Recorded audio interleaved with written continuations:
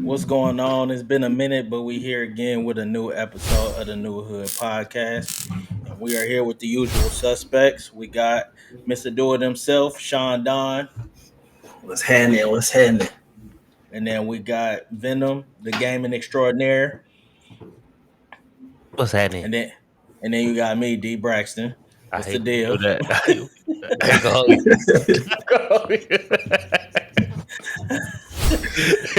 What's up though? What's up with y'all? Nah, man, it's been a minute. For everybody to know, like, we talk every day. Like, it's just been the time and everything, and I ain't been here, but just know we talk every day. But missed you guys and just hearing the great conversation, because trust me, it's been some good ones. Yeah, we had a conversation every day, but we don't share them every day. So it's one of the ones where we're sharing our conversations and topics and whatnot. So yeah. Yeah, I've been cool. I've been chilling. I've been recovering. I just had surgery and stuff. That's one of the reasons we've been, out the way, but or haven't recorded in a minute. But outside of that, man, hey, life's good. Ain't that what Future said? Hey, that. Drake coming back, man. Drake coming back. I don't think we didn't talk since that. Or no, I think we did. I think we barely touched on it, I think. No? No, we like in the very beginning. Yeah. Damn. Like, we ain't talk like that. We ain't even talk about like how Braxton then became like he in the gang. Like, he affiliated with Cali. I seen him not like us. He was in the video. If you look, I can give y'all the timestamp. Just hit me up separately. I was not. Although I was at a wedding in California, and that definitely got played at the reception. Oh, I bet. I bet.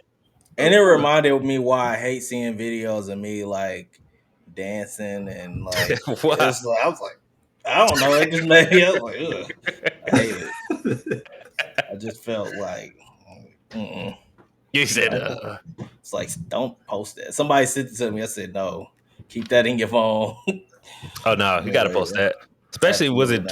I will say, was it Tipsy Brax? No. Well, yeah, no, Brax not really. Face. Yeah, Tipsy yeah, Brax no, not is the really. best. Hey, that's not like that. Did you start bossing up? That's the question. No. Oh, see, if you ain't bossed up, that wasn't real. No. Hey, whoever they got, hey, nah, that wasn't real. the blade dance. Yeah. Nah.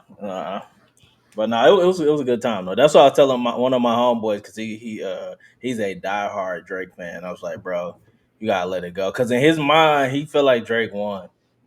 I wouldn't say that, and I'm a Drake. And everybody know me. I'm a Drake fan. Yeah. I definitely don't think Drake won. I will say people are hella biased, and they've shown it, because they were saying like they didn't like any of the Drake songs that came out, and that's why I was like, well, that's crazy. But to say, if anybody can say Drake won, like, it's all right. Come here, I'll give you a hug, but it's not true. It's not true. Come on, I'll hold you. Come here. My homeboy was giving a whole. He was giving a whole like paragraph on why he thought. I was like, oh yeah, you must be on that Sherm, is what you're telling me. Because ain't no way you're gonna tell me. Rehearsing that too. Guarantee he in the mirror. That's why I want to ask y'all. I guess I'll start off with this, is because I know we talked about it a little bit, but why do y'all feel people have to feel they have to cape? Like, for one, to me, celebrities that they don't even know. Like, because that's the most part that I took from it, as being like, because I can say I'm a Drake fan, but I feel like I'm a hip hop fan. And from a hip hop fan, I loved every minute of it. And as a Drake fan, I still wouldn't be like, I'm not biased to be like, oh, no, he won. Like, it was like, I felt he put out some good music, but it was like Kendrick did what he does best.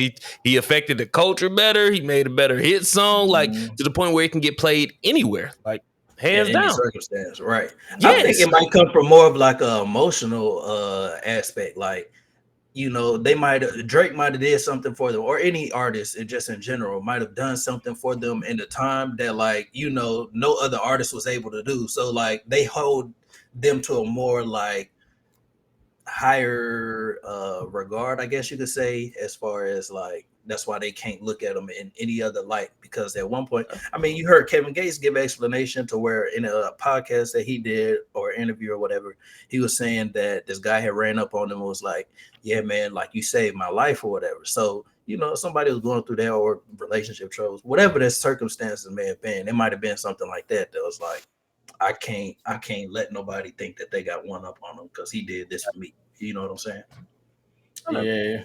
I think it's that, and like kind of what you had started out saying, Josh.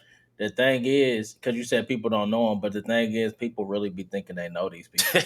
That's the problem. That's the problem right there. Is they think they know these people. So a lot of these people is celebrity worship, man. Celebrity worship, in my It's real. opinion, is a for real. It's damn near like a mental illness. If you if you ask me, like some people are for real mentally ill when it comes to that. I mean, and don't get me wrong, like I feel like we all have somebody rap wise or hip R&B wise. You like, nah, that's like I resonate with that, but like this is like it get a little weird. Like the Drake and Kendrick thing, it got a little weird on some of the Drake fan side, and even on some of the Kendrick fan side, it just got real weird. So, and it's because people feel like they know it. And then when you watch some of the like TikTok videos and stuff, and you just have to understand the culture and all of this and that, and you be like, bro, shut up. Just listen to the music, man. Like what? Like don't start giving me all this like in depth political talk. Like some of it do have some like real political talking points, but like ain't none of it been there. Like I just haven't seen it yet. I haven't seen none of it to where it's like it's so none of this like Drake and Kendrick stuff is this political as some people try to make it out to be. But like we said earlier, like people like they don't dislike each other, guys. Like I still see them doing the album later. Like it was cool, like entertainment. I don't think it's anything came from that they walk from. If anything, it's been other people. And I was just saying, like, if as a culture, we could put the same investigation skills that we did to try to nitpick on either side, I was like, there's no way you can tell me we couldn't find out anything, because the amount of information I unwillingly found was like it's crazy. It was fucking crazy. It's crazy. It's weird. It's all that. Like and like when people like I was saying from the beginning, when people was like dissecting all the what's true and what's false or whatever, I was just like, bro, if you look at the history of like rap beefs and stuff like that, like this is how you know like celebrity worship and all that is at an all time high. Because if you look Facts. at the history of like rap beefs and all that stuff, nobody every rap beef, any lyrics and stuff is all like over exaggerations and fabrications and stuff like that. But for some reason with the Drake and the Drake and the Kendrick thing, like everybody is like combing through like, No, well, facts. this isn't like all Nah, the way true. And I'm like, bro, you have never if you listen to No Vaseline by Ice Cube and we like comb through to say what was actually factual or not, like you basically like the whole song will probably go away. But it's not about that. It's like The what the song perception. sound like, the perception of it, how it made you feel, and all that. But if you went into all that trying to figure out like is Kendrick and his wife separated, or do Drake really have a daughter and all that, like it's like all right, bro, like let's stop that. Or like believing that oh he sent somebody out to give you false information. Like from the beginning when I heard that, I was just like, bro, if you really think that, if you really believe that, I got a beachfront property in Idaho I want to sell you, because ain't no way you really believe that. Like it's it just I don't know, man. And I guess that's when I felt I become too invested. When I clicked on somebody post and was about to comment like, "Hey, why are we doing this?" Like, and it was like, nah. Tell myself, I was like, I don't care that much. Like, Yeah. you got it. Like, if you believe that, because I was telling, and it was not like I was on Drake and Kendrick front. I was like, no, that's not like, come on, like, why are we arguing this? Like, you see people like blowing up on TikTok was like, see, I knew it. He stole the culture. Like, this is why. And they giving a great explanation of why. And I'm like, or that could not be it at all. So I Yeah. was like, That's the thing though, because you just don't know what is 100% true or not. So it's like, yeah, if somebody just randomly came up with a song that has nothing to do with what's going on, they don't have no affiliation, then it's like, okay, what are we talking about here? But like when it's they both are loosely throwing around information that they heard from somebody else. Like, bro, let it go. You know what I'm saying? I don't know. Like, let it go. What do you think that come from? No, go ahead, Shawn. I was just gonna say I felt it definitely put hip hop in a better space. Cause one, I felt we got more Kendrick music, and it reminded people like, hey, bro, really can, like, when it comes to rap. I mean, most people were saying like it hurt J. Cole, but I still feel like once the album come out, I feel like nobody's gonna remember. Although, apostrophe with a motherfucking asterisk. I hope bro not talking crazy on there. I know he gonna get his shit off. J. Cole album. Yeah. I know like he gonna get his shit off, but I just hope he like ain't no nigga on this planet can see me. Yeah. Like shit. It's like that's the part he gotta lay to rest. Everything else though, and now that the time has gone by, it's like I don't care as much that he did back out. Because it got nasty. It did get nasty at some point. Hey, but when I said it though, y'all was like, yeah, hey. Bro, this is me giving you your flowers. I get it. I'm still not giving it. He was still wrong for doing it. As a I fan, just said I wasn't like it. Like we all said, like as a fan, we were mad. As personal, like no, choose your piece. Like no one ever said like, but we're saying like as a rap fan, I would have loved to see the back and forth because one, I don't think Kendrick would have had that ammunition he did for Drake. So it would have been cool to see how he would have flipped it or the battle would have come, how it would have come. Because I don't see an outcome. I feel like the ball would have been in J. Cole's court. Because all we know about J. Cole is he ride bikes in New York. That's it. That's it. But I mean, and he be wearing bummy clothes. But I mean, at the same time though, like we ain't really know nothing about Kendrick for real either. That is true. I can say that. We still don't know nothing about Kendrick. I'm about to say, even that came out. That. It did. That brings me to another point that made me so mad. People really screenshotted Whitney's outfit from his concert to his video saying, look at her. She only got different change of clothes. It's the same outfit. She ain't even bathed. And it was like, my nigga was a white beater. My nigga was a white beater and some jeans. You mean to tell me you ain't got the same? Which is how if you go to California right now, especially Southern California, that's how every girl dress right now. Like, but it's like people like to me. That's why I wanted to come in like, hey, you too invested. Like if you doing that, like you too, like touch some grass. Please. I hate that saying, but that's what it is. Hey, please go touch some grass. Yeah, I'm concerned. You acting strange, buddy. You go touch some grass. But that's what I was gonna say. Do you think that comes from like an attention-seeking standpoint? I do. You think that like, I mean, mental illness. It comes from a mental illness. It has to be that stemmed from celebrity worship.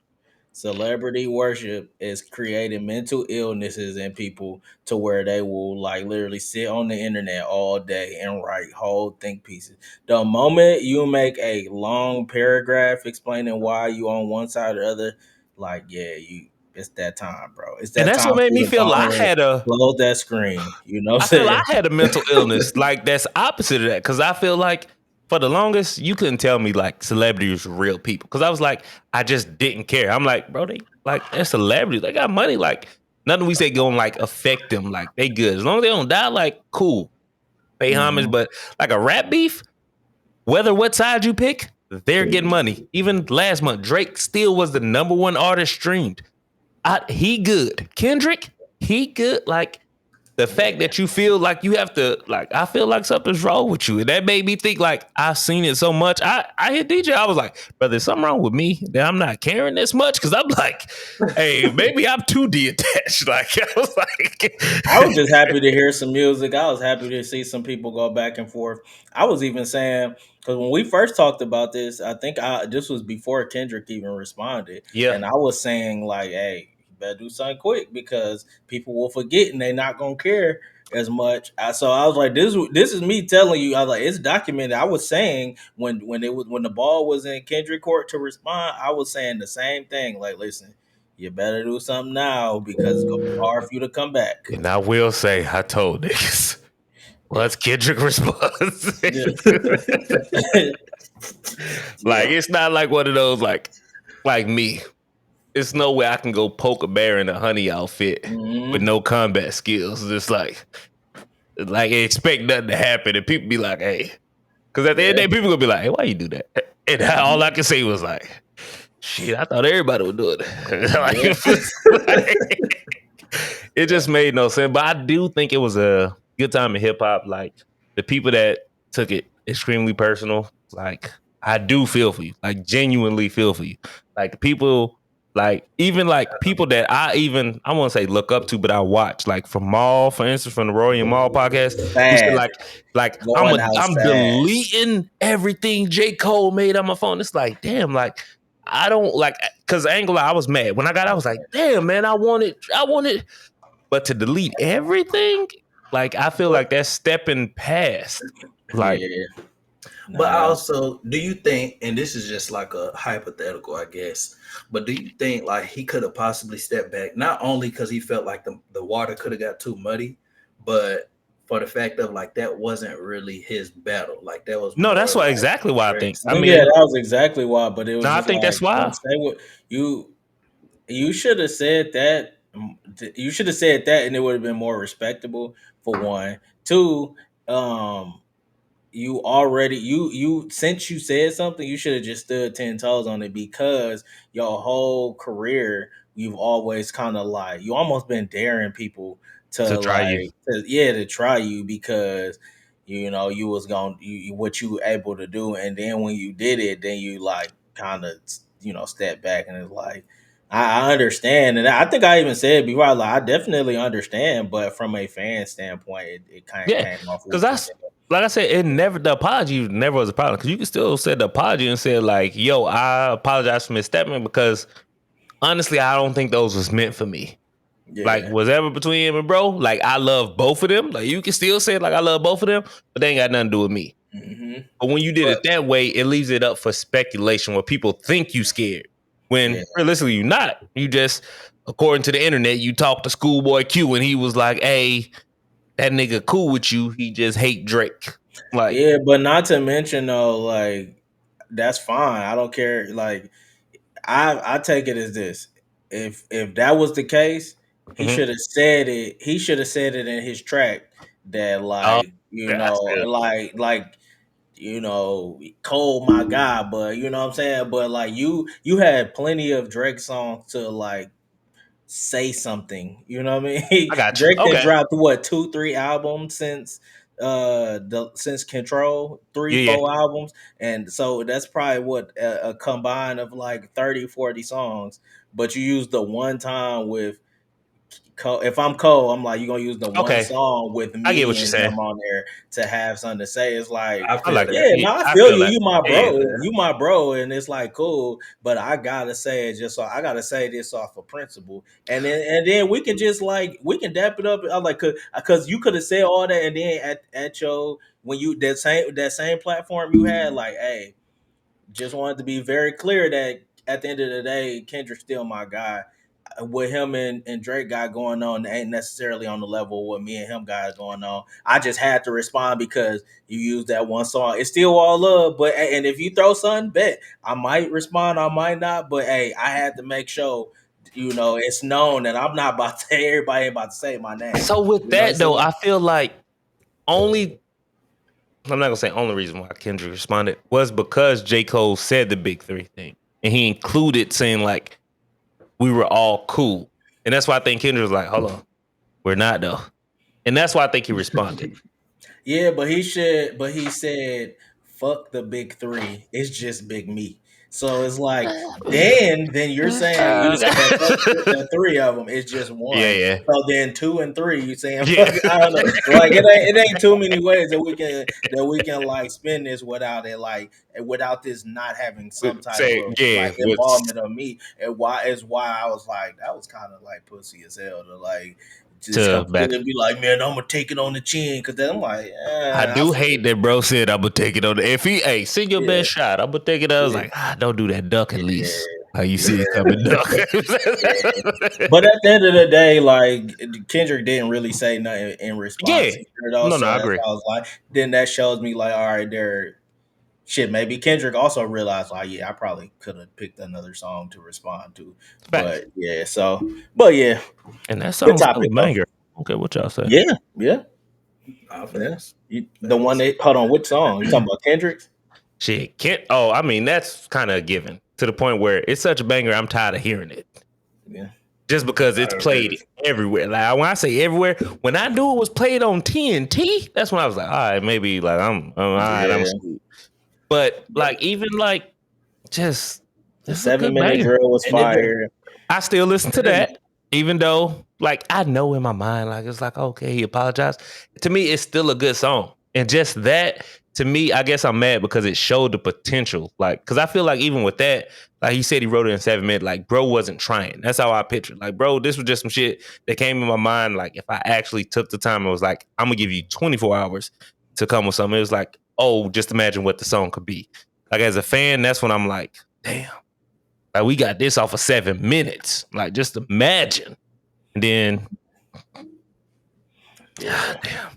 But yeah. Which I don't believe he wrote that in 7 minutes. I think he probably you're already not gonna take that from me either. But yeah, no, I feel it. I'm just saying. He probably, you know, in the studio 7 minutes is what it took him to like to record lay it. the track, but like he probably was en route, all of that stuff, putting that together. But yeah. But I'm not mad at it. Good topic though. That was we ain't even mean to. Yeah, I'm about to say that was definitely not the topics we had for y'all. I just want to throw that out there. Yeah. But okay, bet. Well, let's get into the. Well, we ain't even really. Do y'all got anything y'all want to plug before we get started on our next topic? Well, you say you do at the end. Okay. Yeah, what about you, at the Shawn? end. If you're looking for any real estate needs, tap in with me in the Texas. No, for real though. Yeah. In Texas, like bro, literally is selling houses this month. Like for whoever said that market is high, like you're a fucking liar. Like check with my bro. Hey, I'm gonna get you right, get you all the way to go. But Bit fast. Outside of that, that's about it. That's a bet. Okay, well, let's get into the topics. Is it one specific one y'all want to start with first? Josh, you want to? No, I'm gonna say whichever. Okay. Well, let's get on the topic of the with the teacher. Did y'all want to do that one? Yeah. Okay. Go ahead. I don't know if you want to pull up that video, but I think most people probably will know what I'm talking about. So there was, I believe he's either an elementary or middle school teacher. He has a social media platform. I think TikTok is his biggest platform, but he also has all the others. But during one of his live sessions, I believe is what he was doing. He has a very unconventional style of teaching and like building relationships with students. I wouldn't even say unconventional, but it's more like new generation style. Very relatable, very like cool with the students or whatever. But he recently called himself got under fire for a situation.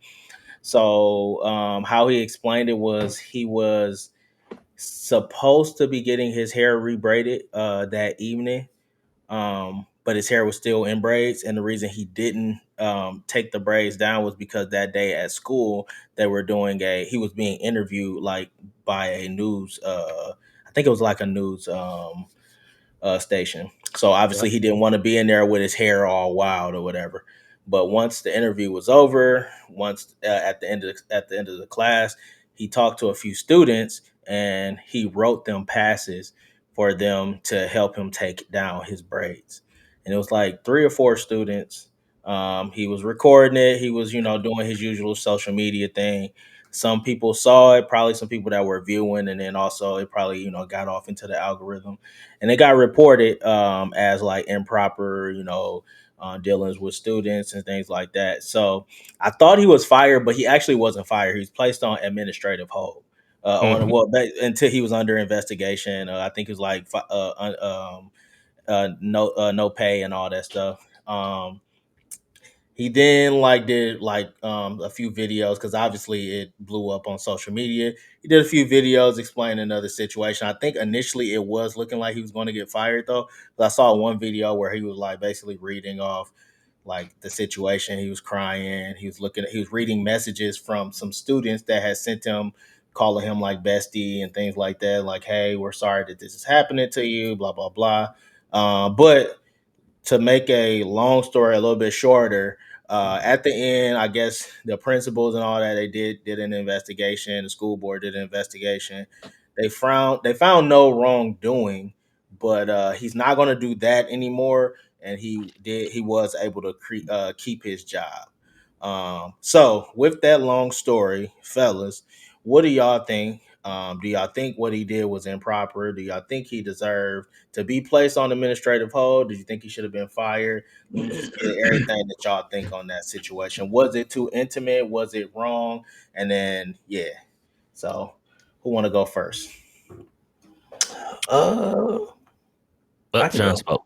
Yep. I can go. So for me, I mean, I don't know. Like, I think it's I don't know. It's difficult because I don't know the full situation. I wasn't in the class, you know what I'm saying? But from, the pieces that we've been given, that's been passed to us, or, that we've seen through TikTok, whatever avenues and channels it may have came through, I think that it wasn't really harmful. I do think, and the reason I say that is because I feel like so often you hear about, young African American children have difficulty in class because they have different learning styles and X, Y, and Z, and this is why there's all these issues and stuff. And from the video that I seen, because I did see the video, it seems like he's built a relationship with these children. Like, and that's just one of those bonding moments. You know what I'm saying? You don't know what these children may be going through at home, or or whether they have the perfect home life or whatever. But sometimes just being able to know that, like, you going to school and you have like a favorite teacher, someone that you can count on, speak to, you know what I'm saying? Then I don't see any wrongdoing in it. As long as, like, that's the extent of it. Like, as long as nothing was coming out of it, like, oh, he taking one kid to the movies by themselves, or some weird stuff behind the scenes or something like that, which did not come out, by the way, Right. at least up until this point. So I mean, I don't really see anything malicious about it. Like, I think it was something that was blown out of proportion, especially in this day and age. If the school would have got a whiff or a scent of like some wrongdoing, some harm or something like that, then he would have been let go. But to me personally, I don't feel like there was anything wrong with it. I actually kind of like applaud it, just the same way you see that some teachers they do I've seen other TikTokers that are teachers or whatever, and they do like fit checks with the students, or they come up with their own handshakes with the students. I mean, that was just his own lane. Like, I mean, I don't really see nothing wrong with it personally. Okay. So what you got, Josh? I can play devil advocate at the same time. Like, do I think it was wrong? No. But at the same time, would I have done it? Probably not. Just because in that figure as a teacher, I wouldn't want any student putting their hands on me, right? But playing devil advocate is like Shawn brought up, which was my point. Like, it could also be a positive thing because, like, you see the teacher that did the handshake. Like, that always sticks out to me. Like, if I was to be a teacher, like, that's the teacher I want to have that had a handshake for every student that he had, which was 26 students. He had a different handshake for each one of them. So it's just like, for the people that's saying like it's inappropriate to have a student touch a teacher, then you have to take that into account. And that's ways to build relationships, because we always say, especially all three of us are parents. Like, I would love for my teacher to have an intimate relationship with my kid to the point where it's appropriate, but also makes them feel like, hey, I'm valued as an individual and not just as treated as every kid. Like, you actually know that works. So the fact that I feel it was recorded, so this is showing me putting it out. It's not like I'll see if I had got that email like from a teacher, just like, hey, something happened at school today. Your daughter was undoing the teacher's hair. Of course, I would have questions. I'll be like, hold on, What do you mean? It was recorded. Like, to me, that shows you have nothing to hide. Because I would like to think that you're not that arrogant to be like, hey, I'm putting this out as inappropriate. I don't care. To me, I'm gonna give you the benefit of the doubt to show that, hey, my intentions are good, it's pure. Hey, it's showing that, hey, these students who I've built relationships with as a teacher and a student, like, they're helping me. Because one, I'll see, like Shawn said, if it was inappropriate, like, I couldn't hold it, but I don't feel it was. Also, I don't like how the internet immediately starts trying to pick through this teacher's life, of trying to look back to see, oh, because there's stories that came out was saying like, oh no, he was inappropriate. It was because he was a predator in his past, which was false. There was no claim that came to that. And the fact is, a lot of people never follow up on the story. Because, like, even DJ telling me that, like, I didn't even know. Like, if it was up to social media, I would thought the teacher was fired. He was homeless. He never got a job. And that's the part, to me, the biggest part that kind of continues into our last conversation of people getting so invested that you don't see the story through. That we just pick and not knowing like what we say like can affect people, right? And we don't follow up to even try to get the truth. It's just when that moment. So honestly, I don't, as a person that has a daughter that's 16, I don't feel that was inappropriate. It was recorded for social media for thousands of people to see. And just looking at that teacher's history is also a big thing. Like, you haven't shown me or given me a reason to think that of you. So why would I automatically go to like, oh, you're inappropriate? Because of there's been other teachers that have made horrible decisions. I'm not about to put you in that same lot. Like, just dumb. What about you though, DJ? I think the absolute opposite. Although I think I think a few things get lost in this situation. Um, I think I don't. At no point do I think that he is a predator. I don't Facts. because I don't. There's nothing that shows that. Although there was one video that I saw somebody posted of him, and it was about like an emo student, and it was like it was extremely weird. It was a weird thing to post on as a teacher about that. It was Yeah, extremely weird. I don't know if you saw it, but I I didn't don't see even. it. Yeah, I'll let y'all see that because I don't think that I think it was just him like trying to find a way to go viral. It was like a goofy thing to say. It was kind of weird though, but minus that, get rid of that one. I even subtract Huh? that. I don't think that he is that, right. I don't think that he's a predator. I don't think none of that. But I think as a teacher, as a person that leads kids and is supposed to help and develop them and stuff, and also maintain like create relationships and things like that, you also have to protect kids from themselves. Okay. And I think although you may not have those intentions, a couple things.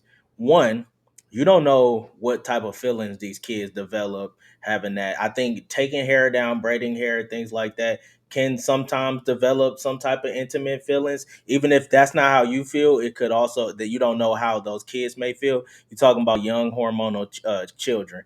For one, two, although those might not have been your intention, opening up that door for kids to feel that comfortable to do that type of thing could be someone else watching that, another teacher. Because I mean, we're not going to act like teachers haven't had a history of having Facts. unprofessional like relationships, doing going way past that. I don't want to open up that door to where now it's so normalized for you to touch teachers' head. I mean, like rebraiding teachers' heads and stuff like that. To where now there may be a creep of a teacher that uses that as a way to get in. You know what I'm saying? Because that's what's called grooming. And the thing is, sometimes you don't even know. You don't know. Just because that's not your intentions, you may be opening the door for a kid to be groomed. And I think that type of thing, and I'm gonna apologize because I'm gonna say part of this is something that I was watching from a video of a guy like explaining why this was inappropriate. But I'm Okay. saying this, I'm not like I'm not taking his words and redoing it because it was literally everything he was saying was like, I'm glad he's saying that because that's exactly how I feel. I just wasn't able to articulate it that same way. But he's a psychologist, if I'm not mistaken. So like everything he was saying, I was like, thank you. This is what I'm saying. I was like, this is what I mean. And it's like, hey, yes, those may not be your intentions. No, you may not be that person. But what you don't want to do is create an environment where kids are so comfortable doing these type of things with people of this type of stature to where maybe they don't have that history. You just don't know until it happens. So I'm not going to open up that door for. I don't need my kid to be an example of that. You know what I'm saying? So that's my thing. That's why I don't think that it was appropriate. Do I think that he should have been fired because that's what a lot of people was pushing for, and then what it looked like initially? No, I didn't think he needed to be fired. I just thought should have been a situation like, hey, I know that's what you was doing. I get it. I don't even think that it was a horrible thing to do, but I think that's a time where like maybe we stepped over a line. Let's step back off over the line of appropriateness. Let's not do that anymore. And that's it. Like slap on the wrist, if anything. I think, it was just people just swung all the way. It was either you swung all the way over here or swung all the way over here. And you was either like, oh, it's perfectly fine, or it was, oh, this person needs to be fired. Whereas I think it should have been more so in the middle of like a, hey, maybe I feel you. I don't think that you're that person, but to keep that for to keep people from being able to say that, and also to protect these kids from themselves, let's not do that.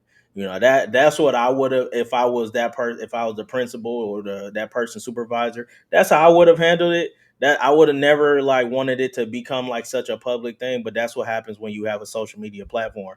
um and another thing that I just didn't care for was when I was watching his videos. He had a lot of videos where he was responding to people from this, and he was like, pretty much a lot of people were attacking him or whatever. And he was feeling the need to attack back and explain and overly explain and even explain why. Yet he even said that he did think that it was inappropriate, but he said, "I'm not the most conventional teacher." And I'm like, see, I respect that you saying that was inappropriate, but you cannot use the fact that you're an unconventional person to justify your means. Like if you think that it was wrong, then just stand on that it was wrong and say, you know what, I was wrong. I won't do that again. But I wanted to be very clear that never were my intentions for this to be inappropriate or to grooming. And you know what I'm saying? I just think people gotta like step back into reality and say like, okay, was it right or was it wrong? If it was wrong, then let's say it was wrong. If it was right, then move forward. But I just always think that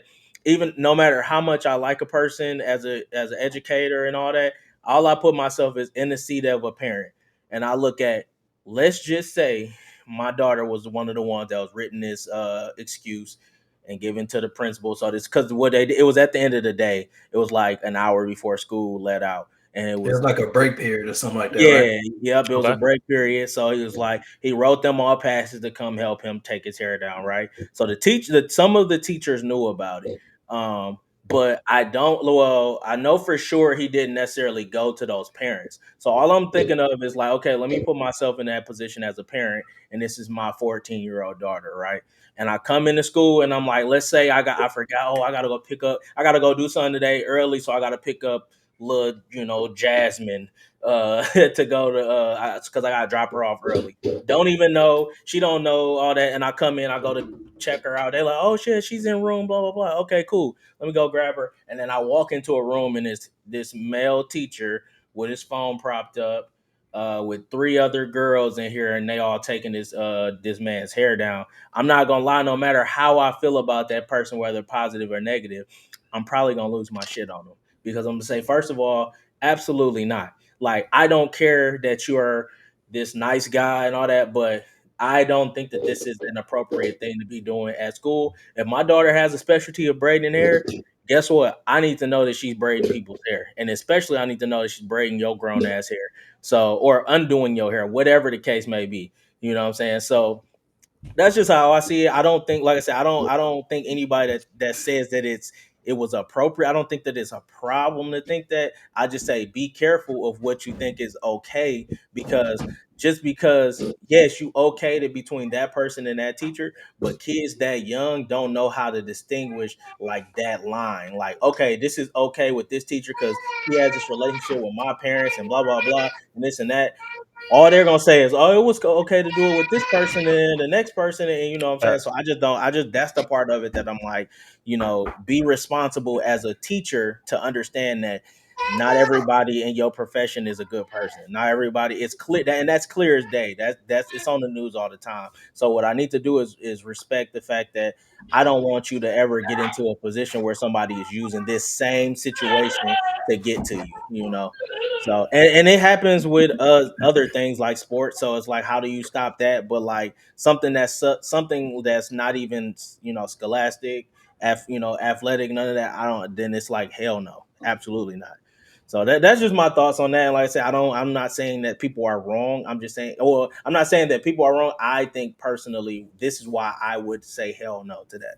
Yeah, I'm not mad at that And either. I definitely, I would be, I think that kind of changed my, I wouldn't say change my perspective or maybe feel completely a different way about it, but it would make me think a second time about it. You know what I'm Yeah. saying? Yeah. I think if But it became a regular thing, because like I said, then playing I'll devil be, advocate, I love playing devil advocate. Mm-hmm. Because I seen it because that was my argument that I was going to make, but looking both ways, like I can see it both ways. Mm-hmm. right. Like for me to say, and that was my whole thing of saying, like, if I say it's inappropriate, then to me, like any touch, right, could be inappropriate. But no, DJ made great points. And I think like if it became a regular thing, then yeah, I'm not gonna lie. To me, it raises red flags. It's like, okay, cool. So you one, as a grown person, you ain't never got nobody take your hair down. Like, why is my Mm-hmm. like I think it's just a lot of factors, but like the biggest thing that I took away from even DJ that I'm hoping everybody take away from is just be vigilant. Like Yeah. actually like think, because what you may think is one thing could be a whole nother. So Mm-hmm. that's how I took it. And no, And he let me brought great add points. something. Let me add something to what you said and why I think which is exactly why I say that I think that is wrong. Because like, Mm-hmm. yes, you have to be vigilant and watch over your kids and things like that. So with that, like you're as a teacher, if you allow something like that or you orchestrate something like that, you're already making it harder on me as a parent to be vigilant and to make sure that my child is being watched. I mean, that my child is at school being monitored and raised up the correct way. Because if that, let's say that teacher doesn't have a big social media following and Gotcha. doesn't like post his videos live, and he just does that and the teachers are Oh okay yeah. with it and nobody hears about it and stuff like that, it's like that's the type of environment that we potentially are creating Facts. by okaying it just because you have a social media platform, just because we happen to know you. It's like, yeah, but it's gonna be for that one situation, perfect storm. There's 1,000 situations where people won't do that. So No. And it's I and think it's it's an also easy way perfect in. that you lead into this conversation, because I think it could lead to our next conversation about the Mm. dating, because we all been we all had a teacher that we was like, if I got the opportunity, like Mm-hmm. that's, and I think as and I know, guys, like it's easiest for us to be like, oh, we think like that, but girls Mm-hmm. think like that as well. And I think that's Mm-hmm. where it kind of gets lost. And there's somebody that will tell you is I have a 16-year-old daughter, and I try to say like I know how I was, so I Mm-hmm. automatically think the worst. So I could definitely agree with DJ with Yeah. this and saying like, although I would not like to, of course, we would like to put our trust in teachers and think like they have our kids' best interest, but Mm-hmm. them damn stories are definitely becoming more frequent. I'm Way too not gonna many lie of them. to you. Way too many I'm of not them. bro. gonna lie to you. Even But with the women teachers, you know what I'm saying? Oh yeah, yeah, Like, that's been the yeah. I'm worst about to say lately. I yeah, feel yeah. because like, I'm not gonna lie. Mm-hmm. That's been the ones that but Yeah. have even struck. But I think the other ones still happen. It's just Mm-hmm. not not publicized, public. because Yeah, I'm not gonna say men are smarter with the cheating, proven women are doing, but I just think like it's a different when it's a female adult and a male student. Like, of course, we telling Mm-hmm. our friends. I was just yeah, saying, as a student, I yeah. don't know. As a female, I know females kept secrets close, and if Mm-hmm. they're not telling, so I'm not saying that like it's not happening between females and males, like teachers. It's just we don't know. So that's why when DJ said that, it was like I could completely see it, because I do think it's happening. Like I'm not saying it Mm-hmm. don't. It's just Yeah, and yeah. it's mainly because like a lot of times, like you said, the way it's probably packaged is a whole lot different. Like a male a male student and a female teacher, like there's like an excitement factor from the boys, and there with the teacher is more so of a lot of times if you really watch them and look at them, they easily enticed by stupid shit. They're probably young minded. Whereas like with like a young girl, yeah, with a young girl and a male teacher, he's probably already putting on some type of play of secrecy with the whole thing. So there is, how men approach women are completely different about with how women approach men. So yeah, it's probably happens just as much. It's probably not publicized or even caught as much because a male teacher probably would go about it so secretly that the only way that a person would really find out is when that girl, like, that young girl, like common sense, or somebody, she tells the wrong person. Whereas like we're with the boys, they so stupid, we so young and dumb that we telling everybody, and that's how they get caught so much. So what I'm saying, which is exactly why I say like hell no to that type of behavior, because it's already hard enough to make sure that people aren't doing this type of stuff when I'm not around and it's not being publicized. You know what I mean? So I'm not mad at that. I know two or three that had two or three dudes that had got a teacher or whatever. One of them actually married her. She was a substitute, but he actually married her or whatever. Wild young man. Yeah, that definitely is wild behavior. So it's definitely crazy. But I did want to kind of like veer off on that point a little bit.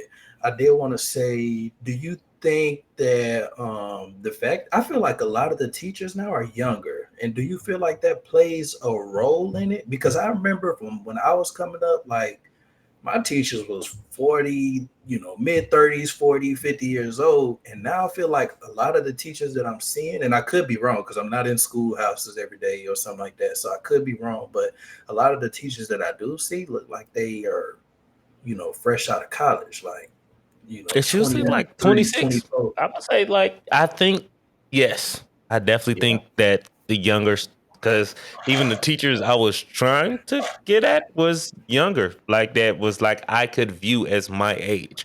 Like once you said like 30, to me as a kid that was in high school, like oh shit, you might as old. well be 60. Yeah. So but like 26 and down, like, nah, shit, you fair game. Like I don't see like the confidence that I have. And if you feel like you're a good looking person, I feel like you already have a leg up, right?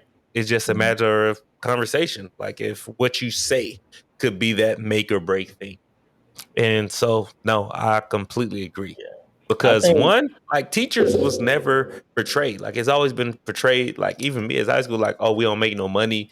Like we don't do this. Like it's a lot for, like, why would you go to school for this? So when you see a young person looking good, like you automatically, like in me, like that's fair game, G. Yeah, I think it's less about like teachers now being a lot younger and more about societal standards. Because if you really like, even on if you see on, it was another thing I saw on TikTok where like the teacher was like showing her how she dressed and was saying how Oh she was getting a yeah. lot of this. Yeah, she was getting a lot of this backlash from like the faculty and the principal, and saying that she Seen was that. she was inappropriately dressed. And it was a lot of people in the comments like, ain't nothing wrong with what you got on. You're just a curvy woman and blah blah blah. And I'm like, yeah, she's curvier than a motherfucker, which is exactly why she probably needs to dress a little bit more modest, because you're around these young hormonal young teenagers. You know what I'm saying? And I think when I was a kid growing up, my teachers was not dressed like that. My teachers was literally dressed like my auntie and them, my grandma and them, you know what I'm saying? Like I said, It's like they true. was Hey, hello. like, you know what I'm saying? I remember had a very, very specific teacher that I had a crush on when I was in school. I think she was my 5th grade teacher.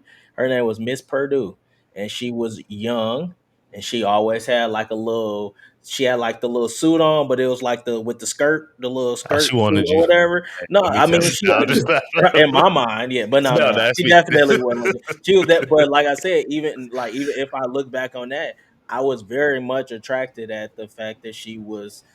I don't even like. I don't even. I remember what Miss Purdue looked like in the face, kinda.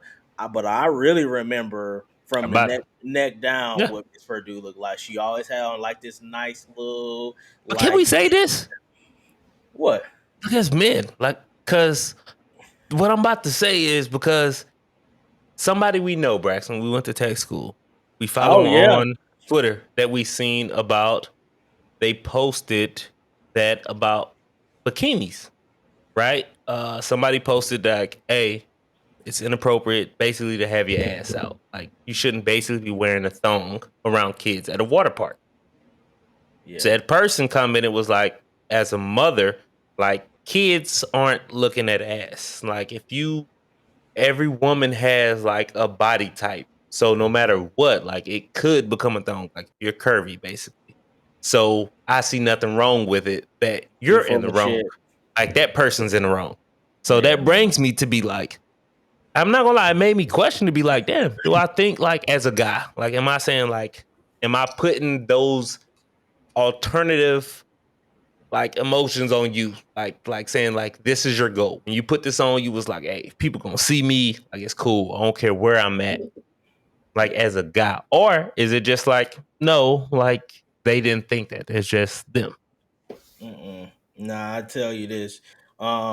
I mean, there are just certain double standards in this world that just are what they are. Yes, young men are going to be attracted to physical aspects. My almost 6-year-old son, when I remember even when he was like a little kid, when like some of those women would pick him up and they had a big old boobs, I remember him looking very much at them, or laying his head on them, or grabbing them, or like a woman, or he'd be smacking them on the butt, and you have to tell him, no, that's inappropriate. This is this was before he was 5 years old. We talking about 3 and 4 years old. They're there. If it's there, I'm not saying that it's not. I'm not saying that it's your fault for being curvy, but what I am saying is it's your fault to not understand that, and to understand and to not understand that kids, even at 13, 14, 15 years old, are going to be attracted to that. And some stuff you just can't avoid. You just can't avoid some stuff. But what you can avoid, you should, because obviously that's not what they should be focused on right now. And if they are going to be focused on it, they need to be focused on the ones that's their age. You know what I'm saying? Like I said, I remember like, and I don't think Miss Purdue, when I was a kid, I don't think she was dressed inappropriate. She didn't have like a skin tight suit on, but I know at what, 12 years old, how I vividly remember. I remember literally from here down, this brown skinned slim woman with a nice body and a suit with a skirt on. That's what I remember.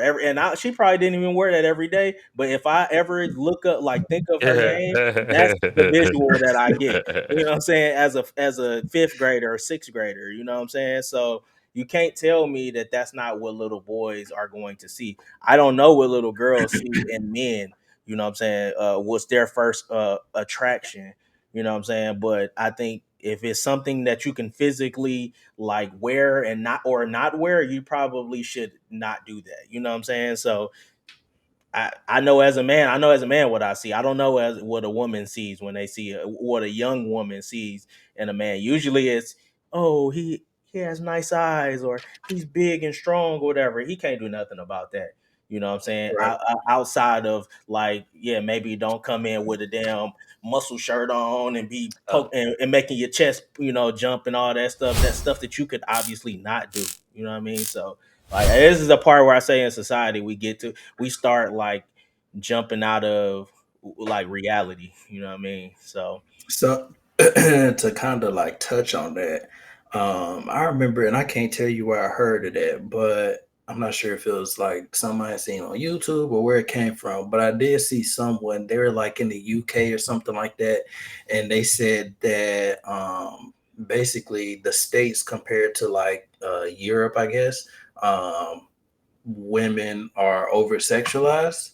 And so my question is, do you think that plays a factor in it? Because when I was thinking about, asking it, And I was just thinking about it, and I was like, you think of like Fortnite or Call of Duty, you get these avatars and they got the big old titties on there. You know what I'm saying? So do you think like that is something that could like potentially be a true statement, or do you kind of just think it's just one of those things of it's just a natural transition of and I'm speaking more so for the male perspective than the female, I guess, because I think that's the one that stands out the most to me. But do you think that that is a valid point, or do you kind of just feel like it's just a natural transition as you come into manhood and your hormones start to change and things like that? What you think, Josh? Yes, them niggas is perverts. Out. Just play. Out. I was about to say. No, I'm about to say I think it's not. I don't think it's natural. Like it's like especially like thinking like for anime. Like be quick to say like when you look at it, most of the animators are males, right? And then you look at what they portray, right? And then you start to even think of like if you look past the anime and look at like what age are they supposed to be, uh, what they're supposed to be doing. Like I think it's not grooming, but I also do think it's projecting what a male person likes, but I'm portraying it as a teenage person, which I think is wrong, right? And so and then you look at society and what social media is pushing in general. It's hard to keep a kid a kid. And that's what I've been trying to do, but it's so fucking hard. Especially when I'm not gonna say it's all social media because I'm the problem because it's easy for me to be like, I need to do whether it's homework, stuff around the house. I know my son's gonna be bothering me, both of them. It's easy for me to put a tablet in front of their face, be like, all right, I'm gonna do it for an hour. But for that hour, it's programming. Like the stuff they watch, the stuff they do, the stuff they imitate. Like it's easy to see that I can tell you, I don't know if it's for y'all, but my child, all three of them are different when they have social media introduced. Like I can take social media away for a week. Kids are obedient. They act like they know how to listen. They do what they can automatically hear me on the first time of me saying stuff. Like it's amazing. But then you introduce social media, then it's me repeating myself, which I hate to do, right? And then it's also you questioning me. And it's the questions, I don't mind you questioning me if I genuinely feel you don't understand the instructions, but it's you questioning me because you feel you shouldn't have to do this because so-and-so doesn't have to do this. Mm-hmm. And that's where I think the problem comes in, bro. And it's a tough spot. But I would love to say, like, even after this evidence, I'd be like, you know what? I realize social media is bad. I'm not going to do it. No, they have their tablet right now because I'm doing a podcast. So I can tell you, like, I'm in the same boat. So it's a tough question to answer, but I definitely think it's intentional. Yeah, I do.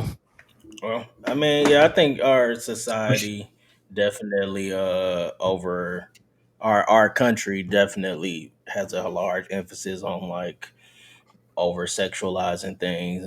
But I think, a lot of that is, come down to us as parents to making sure we don't make it such a taboo thing. Like it should be talked about. It should be, Facts. you need to have these conversations. Is why you tell your kids when you talk about body parts, you actually use the correct names and stuff like that.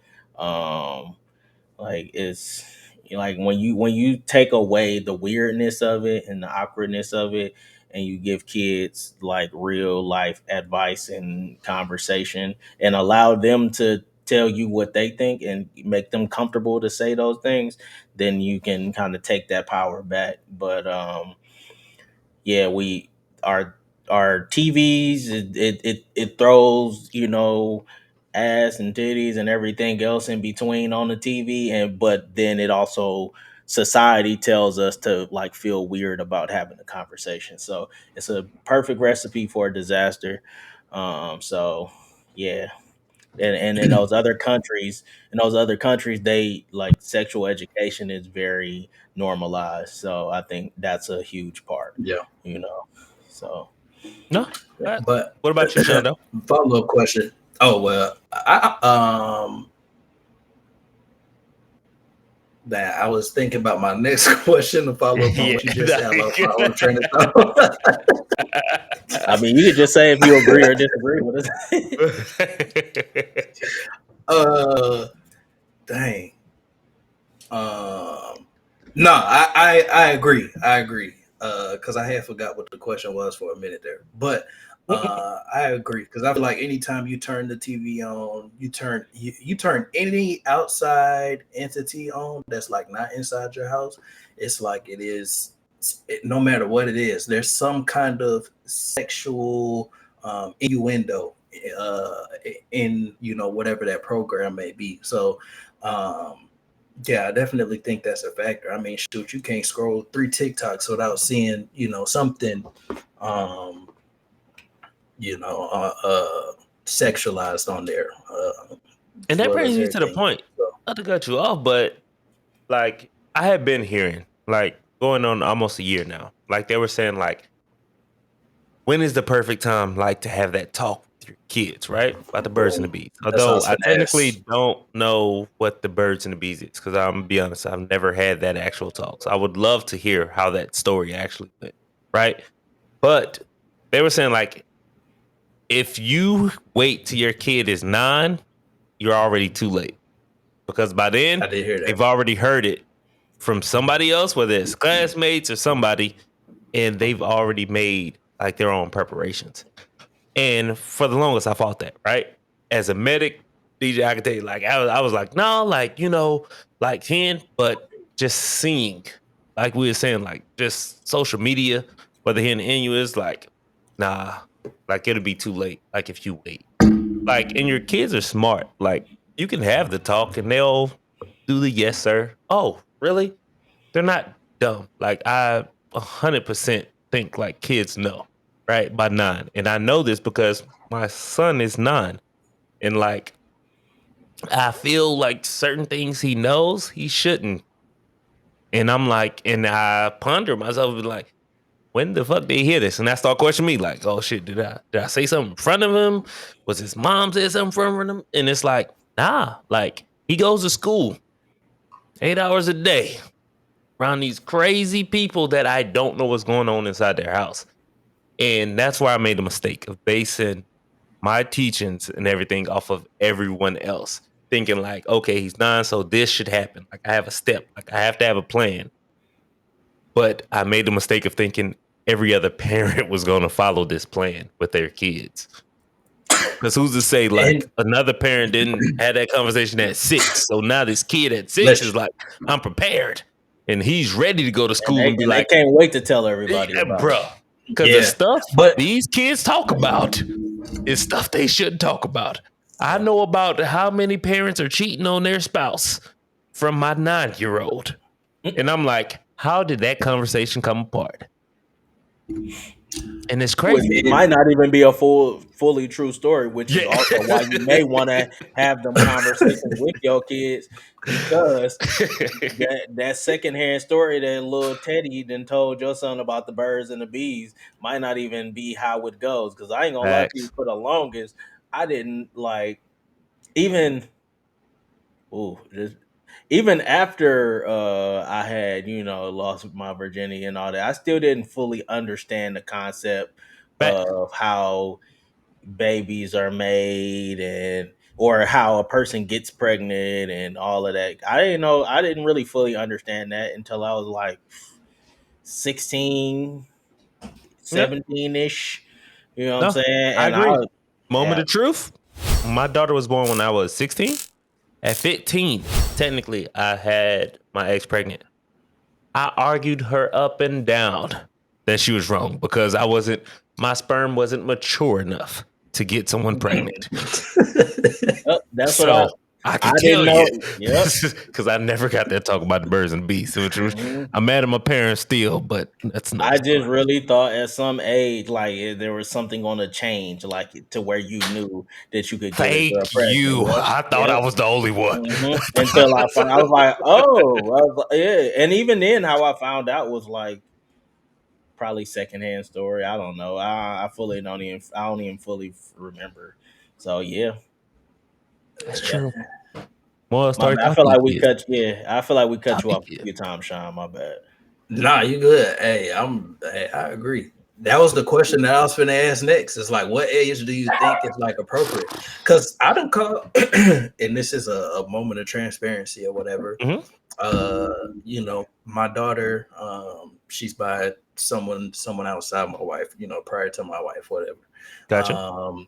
And so for everybody that doesn't know, but so I have primary custody of her, so she'll go over there from time to time or whatever. And I remember this was probably maybe a year or two ago, and she was in her room, and I might have been in the living room watching TV or something like that.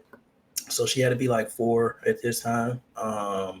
And I go back there to the room, and she has like the life-size teddy bear, and like she's like hunching the teddy bear, and like I lost it. Like I lost my shit. I ain't gonna lie to you. Like I think I called Josh, and then I called my mama or whatever, and I was like, yo, like, I don't know what to do. Like this is crazy. Like, cause we don't even watch things like that around the kids. Like my kids can't be in the house or in the room while I'm watching, you know, Power or any of those adult TV shows, you know, things like that.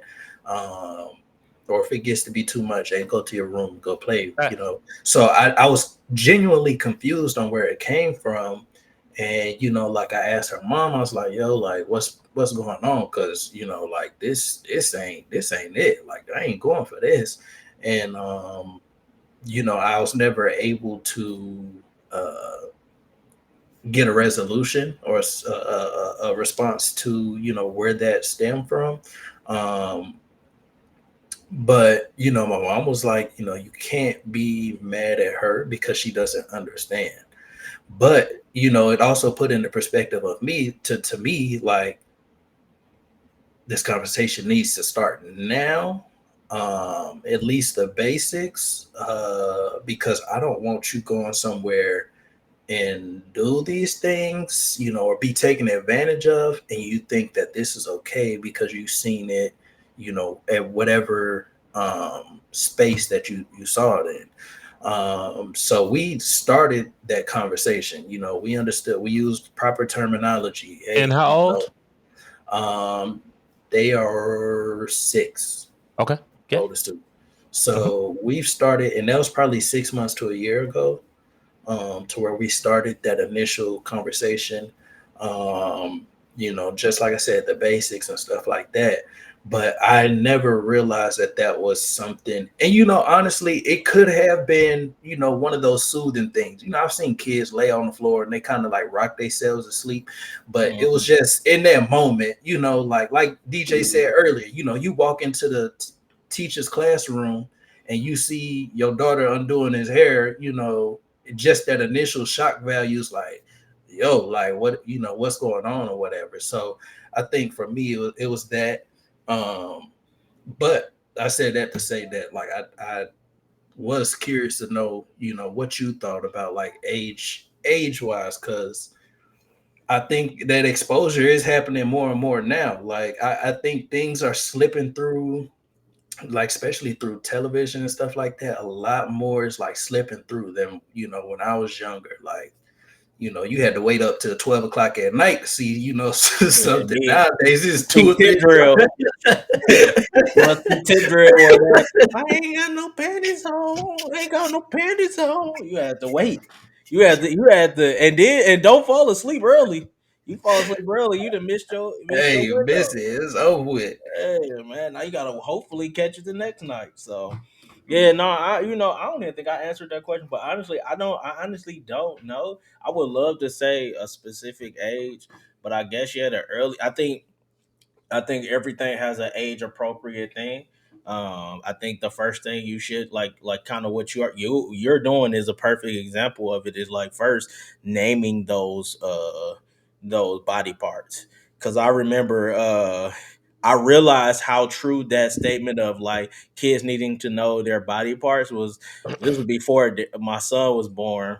We had my wife's little cousin over.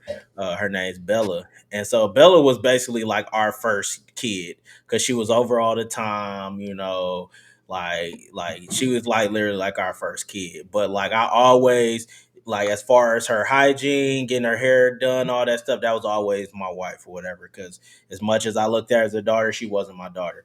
But I remember being in the room though, and Bella was in the bathroom showering, and she was probably like 5 or 6 or something like that, and or maybe she was, yeah, she might have been like 8. But and Valerie was like trying to talk her through like bathing herself and all that, and like she was just using words that I was just like, what? I was like, hell no, don't call it that. Like I think she called her stuff a pocketbook or something like that. Not gonna lie, uh my thing was a biscuit. Like ours was a biscuit. Ours yeah. was a biscuit. Mhm. But Yeah. I do. Oh, my bad. Not to cut you off, DJ. My bad. Go ahead, go Uh, ahead. I do think like that kind of makes that conversation awkward as they get older. Because once my mother tried to give me that talk at like 12, 13 or whatever, and she was like, you little pee, and it's like, hey, too Yeah, old for that. like, Like, hey, chill. Like, I'm don't be good. calling my no Like. little PP. First of all, ma, you don't even. It's been years since you've been there, so you ain't seen where I'm at now. So, I yeah, will say the fact is, I can honestly say I've never had that conversation. I think knowing my parents and I guess the things I was exposed to, it was kind of like expected, right? So I wasn't surprised like to hear like I've never got that talk and just figured things out on my own, which I could honestly say I don't think like if I'm looking at the society standards, it didn't work out because I had a kid at 16. So, but it made me, like you guys were saying, want to have that talk. And that was the whole reason why to me, this question is amazing because it helps me, right? Because like now my daughter's fast forward is 16 and she knows, right? yeah, We've had the talk, but we haven't talked since then. And my thing is to where not make it awkward and like it's easy as a parent for me to say, like, oh, I want you to be able to come to me no matter what. I'd rather you come to me and ask questions than your friends. But it's like, can I handle those questions? Right. yeah. And without being like, oh, this what you doing? This is Mhm. with actually thinking. And do I think I can be that? Yeah, but it still scares me. I'm not gonna lie to you. Like I understand like life and how humans work and I don't want to be that old person in denial, like, oh no, not No my baby. way. Not Not my my 40. baby. My Yeah. 40-year-old daughter ain't having sex. And that's what I don't want. So like just hearing these is like, I don't know about you guys out there that's listen, but it's helping me. I can say that because it's like, I'm not gonna lie, I'm a struggle. Cause Mhm. you see, like even seeing how kids dress these days, to me, I'm like, Yeah.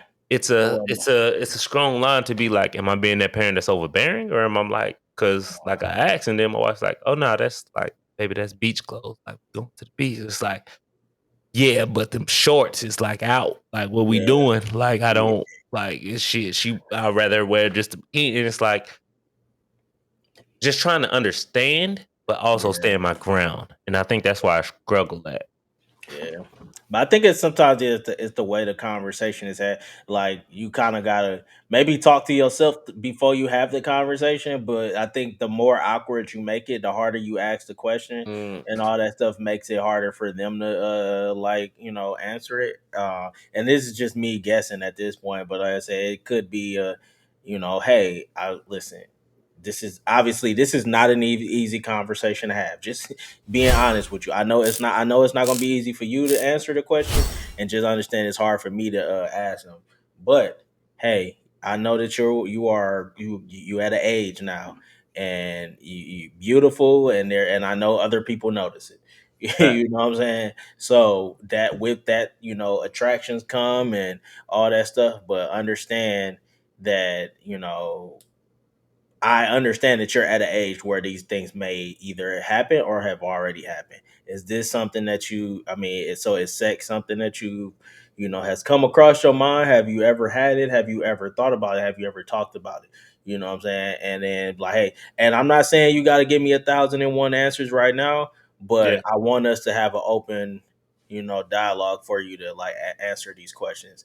Um, if it's hard for you to say it right now, shit, that's the beautiful thing about technology. Maybe text it to me right now. You know what I'm saying? But that's what I'm gonna come and have it. We're gonna come and have a conversation regardless. But that's why I say like the reason why I think having them conversations early matter is because I know now, like even like I was listening to, because I told you about the thing with Valerie talking to her little cousin about those things. I was explaining to her why it wasn't. But then now with our son, and I heard him. I was downstairs. She was giving him a bath because it was her night, and she was talking to him about his body parts, and he was asking her 1,000 questions. Mommy, do you have a penis? And she's like, no, and da da da. And then he was like, oh, well, what do you have? He was like, so what do I have? And then eventually he was asking a lot, and then she was like, and you know who also is a good person to have this conversation with? Your dad, because he has a penis like you have a penis. And then like later on the next day when I was giving him a bath, he started asking me them same questions. So I would assume, because I didn't have them conversations at all, you know what I'm saying, that if that's already an easier conversation for you to jump out the window and ask me, because I know at 6, 7, 8 years old, I would not have been comfortable asking my mom them questions, or my grandfather or my grandmother those questions. So like I would assume if you make it less awkward at a younger age, the older they get, those other conversations, the expansion of them conversations are a little bit easier to have. So, and that's what I was gonna say too. That I think you hit that one dead on the head, because that was gonna be my point. Because especially like you think, and something that I can kind of correlate it to is like, let's say you grew up your whole life without your father or something. You turn 25 years old, and then he come into the picture like, oh yeah, you're supposed to do like this, son. You like, and I did the whole like 25 years without you. Like, I don't really like need you. So you wait till 16 to come and try and teach me something that like the streets done already taught, school, whoever done already taught me. It's like I don't want to hear like at this point, but you start giving those little increments, those little doses of those conversations, then I think it'll make it a whole lot easier, not only for the child but for you as well, because now it's not awkward. Now it's not like I'm having to tell you everything from scratch. You already know the basics of everything, so now I'm just kind of like putting the pieces together, you know what I'm saying? So I definitely question for you guys again. Up? I'm not gonna lie to you guys. Everybody's watching. These are not questions that we actually planned, and it's probably gonna be a little longer podcast than you guys are used to. But just talking to my guys, right?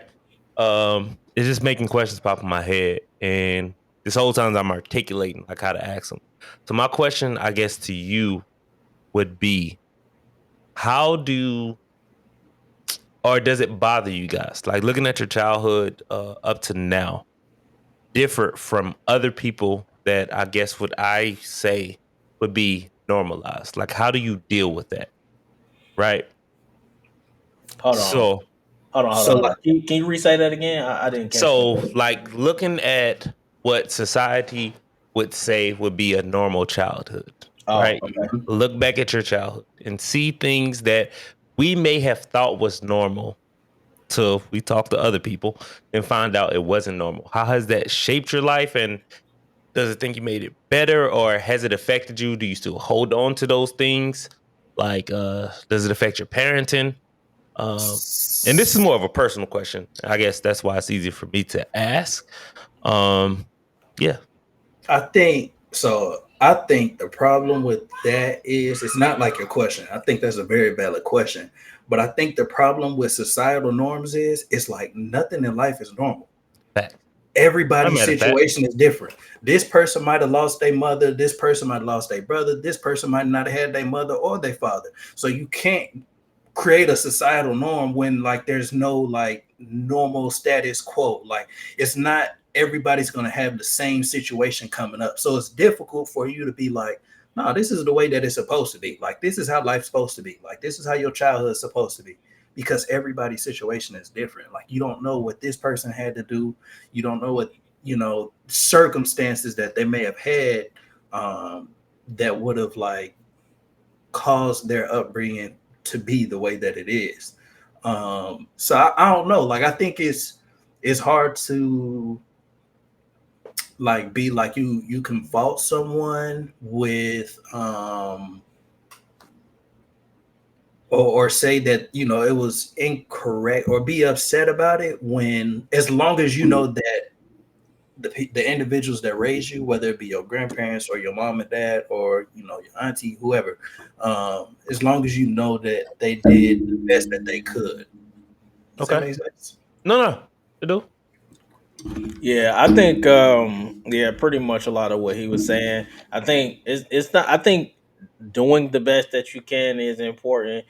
Um, but like making sure that as long as you was okay with the fact they were doing the best that they could, um, like with those intentions, because I feel like sometimes people overuse that term, like, "Oh, I was just doing the best I could," and it's like, nah, you was a pretty shitty individual. Right. You know what I'm saying? It's like you wasn't doing the best you could. Although some people go through so much and they don't realize until they get older, like they were going through something and they don't realize that they put you through something in the process of it. So I don't know, man. It's kind of it is hard to say like everybody, like there's no normal.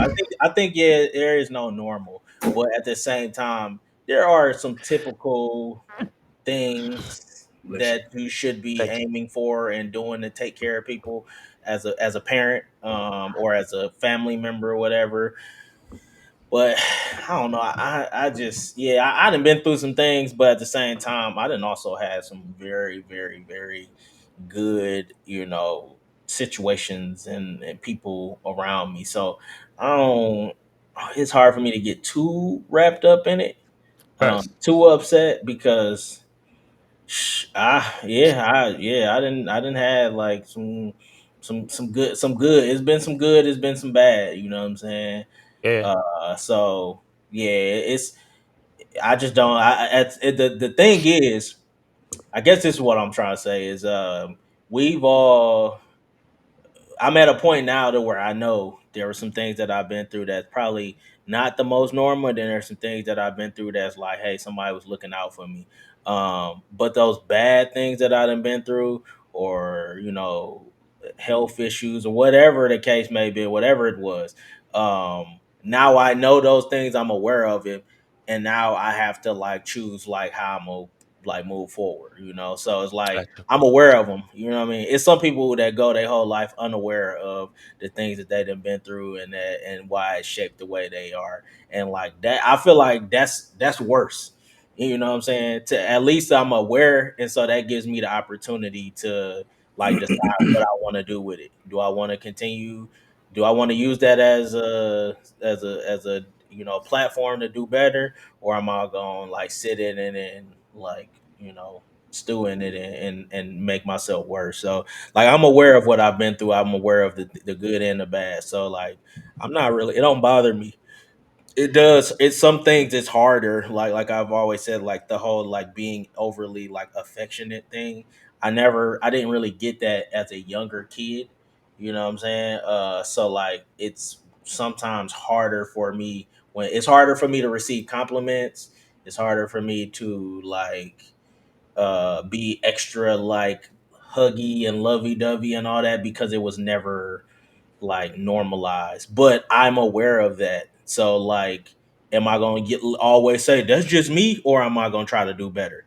Right. I need to do better. You know what I'm saying? Because my son is a very like Velcro kid. So like, who are you to like deny them that? You know what I mean? Right. So yeah, that's why it don't bother me like things like that, like, oh, my upbringing, yeah, it sucks. Some things did suck, some things I never got to address with certain people, but like everybody got a story. You know what I'm saying? Oh, that's fast. So And that's not to invalidate the next person's thing, because I hate when people do that. But it's like, everybody has, and yours. For me, mine wasn't all that bad, to be honest. It just wasn't. So, like, it's been some sucky parts. It's been some like, hey, yeah, some good stuff. So, yeah. And I think, like, to kind of touch on what you said, I think that's the most important part, is to like take the good and reinvent that, and then the things that you didn't like, try to reverse those things. You know what I'm saying? I listened to a guy the other day, and he was talking, and he was saying that uh, his his dad used to always yell at him. He never whooped him or nothing like that, but he used to always yell at him. And he said that, like, once he got older, he was like, I'll never yell at my kids. And I guess he had a conversation with his dad, and he was like, why did you always yell at me? Like, why didn't you show me no love or nothing like that? And his dad told him, because when I was young, when I was your age, my dad used to beat me all the time. So I made the vow to myself that I would never put my hands on you. So the only way that I knew to reprimand you was to yell at you, so I didn't have to put my hands on you. So it's like you got to take that, like, that good with the bad, or like just kind of reverse it. You know what I'm saying? Like, try to put the pieces together, because I mean, at the end of the day, like, I think it could always, I try to remind myself that it could always be worse. Like, it could have always been worse. Like, so I just try to take the bad and make me better today. You know what I'm saying? No, I'm mad at that. Because I would say, like, it comes from, like, thinking, like DJ said, like you just said, like, things could always been worse. And to me, it wasn't till, like, I found out, like, I guess people had a different upbringing until I joined the military. It was like in Mississippi, to me, like, things I seen, what I thought was normal, when, like, I feel like everyone, like did you say, could tell a story. Like, it wasn't always good, but I do think that I don't know if I would be where I'm at without those experiences. To one, have the mindset I have, to be like, whether it was a good experience, to be like, okay, I want to reproduce that. Or whether it's a bad experience, be like, okay, let me break down why I felt it was a bad experience and make sure I'm not portraying that to anyone else. Mm-hmm. So I definitely think it helped me. And now, looking at it now, I don't think I will go back and change anything, although, like, how unpleasant I felt it was at the time, as far as like what I thought, right? And I think that's the biggest thing of, like DJ saying, knowing, like they, honestly, I feel like my parents did the best they could, my grandparents, like, everyone did what they thought they were doing the best they could, because you can only learn from what you've seen, right? And sometimes what they learned, like, just the story I heard, like, that was dope. I've never heard that story, and I'm not gonna lie, I'm gonna use that to the fullest. Use that to the fullest. But just hearing it breaks down, and it makes sense of how just what we think is horrible and what's worse could always be worse, or not understanding why a person is doing what they're doing. Just thinking like those are their intentions of being like, my intentions is to make you feel inferior, when it's not. It's like, in my mind, I could be thinking I'm doing you this favor, when honestly I'm doing this disservice by not understanding my actions behind of my thought process.